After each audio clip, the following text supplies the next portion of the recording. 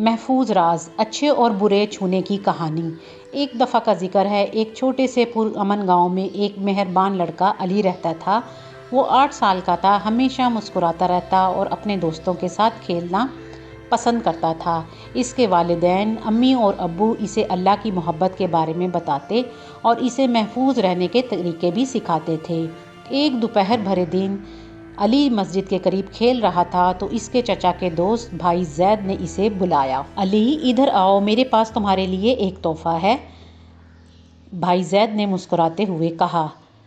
علی خوش ہو کر ان کے پاس بھاگا، لیکن پھر بھائی زید نے اس کی پیٹھ پر ایسے تھپ تھپایا جس سے علی کو برا لگا۔ اس کا دل تیزی سے دھڑکنے لگا اور اسے امی کی بات یاد آئی۔ اللہ نے ہمارے جسم کو خاص بنایا ہے، اگر کوئی تمہیں ایسے چھوئے جو غلط لگے تو یہ ایک برا چھونا ہے، بھاگ کر امی یا ابو کو بتاؤ۔ علی پیچھے ہٹ گیا اور بولا، مجھے گھر جانا ہے۔ بھائی زید نے ناراضگی سے منہ بنایا، کسی کو مت بتانا ورنہ تم پر غصہ کریں گے۔ علی ڈر گیا، لیکن اس کے دل سے آواز آئی، اسے ہمت دی۔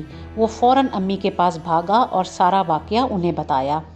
امی نے اسے مضبوطی سے گلے لگا لیا، تم نے بالکل صحیح کیا میرے بہادر بیٹے، کوئی بھی راز تمہیں تکلیف نہ دے، اللہ تم پر فخر کر رہا ہے۔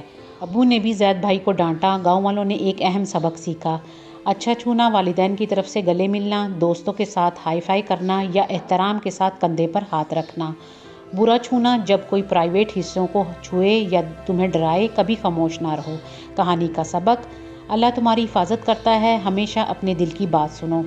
اچھے راز تمہیں خوشی دیتے ہیں، جیسے کوئی تحفہ دینا، برے راز تمہیں تکلیف دیتے ہیں، انہیں کبھی نہ چھپاؤ، بھاگو، چلاؤ، بتاؤ۔ اگر کوئی برا چھوئے تو فوراً کسی بڑے کو بتاؤ۔ والدین کے لیے نوٹس، اپنے بچوں کو جلد از جلد جسمانی حفاظت کے بارے میں سکھائیں۔ آسان الفاظ استعمال کریں، جیسے تمہارے پرائیویٹ حصوں کو کوئی ہاتھ نہیں لگا سکتا سوائے ڈاکٹر کے، وہ بھی تمہاری اجازت سے۔